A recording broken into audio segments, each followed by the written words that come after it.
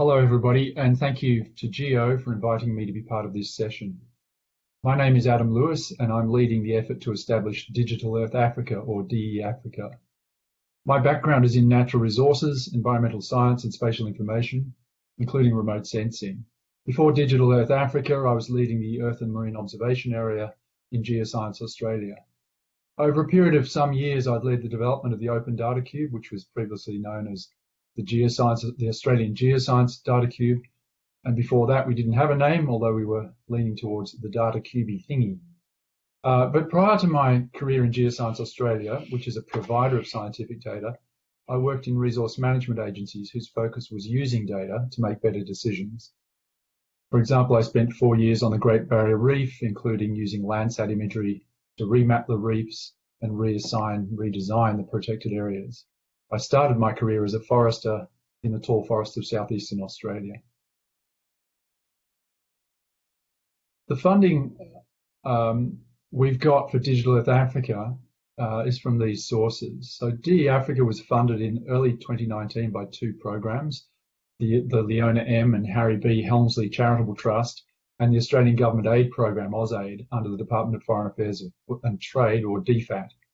Helmsley provided $10 million US, and DFAT matched that with 10 million Australian dollars. The funding is over a 3-year period to establish DE Africa as an ongoing capability for Africa.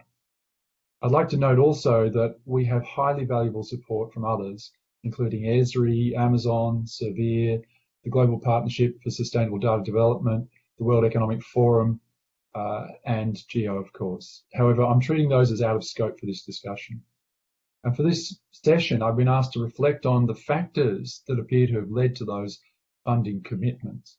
So with the benefit of hindsight and a bit of imagination, I'm going to try to unpack those factors. The first is that we had a clear value proposition and an identifiable product.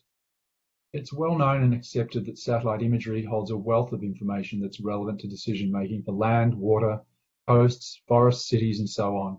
And that in Africa, that information is desperately needed to allow countries to make better decisions, to underpin international agendas such as Africa 2063 and the UN SDGs, but also to empower citizens and to fuel innovation and research.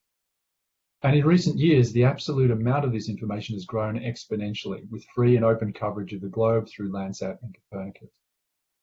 Equally evident, only a tiny fraction of the information in these satellite images is able to be extracted and applied in practice.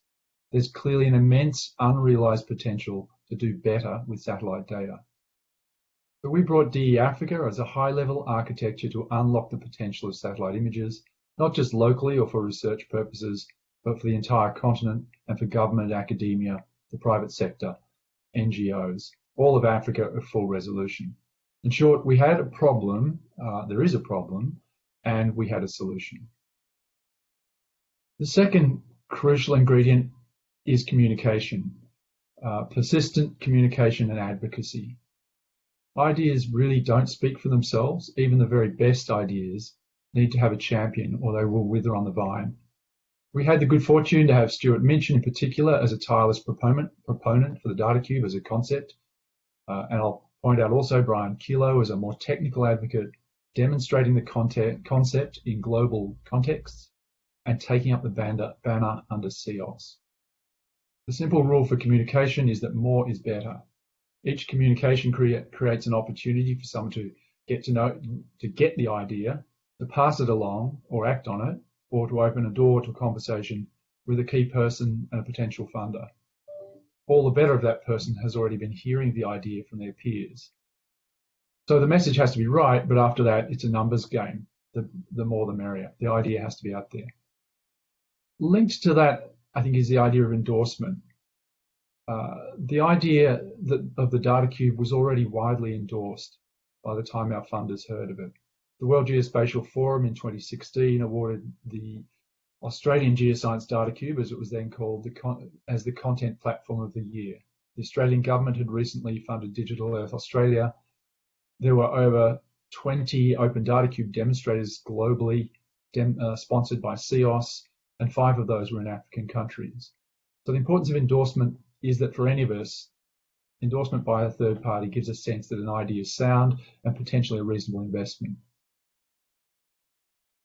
I think the next factor for us was that there's a reasonable expectation of delivery, and that's what we're putting on the table could in fact be delivered in practice. For us, we were able to point to some critical elements.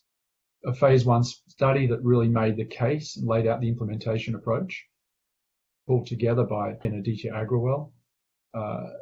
Digital Earth Australia itself already existed as a technical big brother that we could use as a springboard. The 5 countries of the Africa Regional Data Cube had already demonstrated there was an appetite in Africa, in African countries, for a data cube approach, and a highly engaged steering committee guiding that phase 1 had demonstrated that was leadership in Africa that was prepared to take this forward.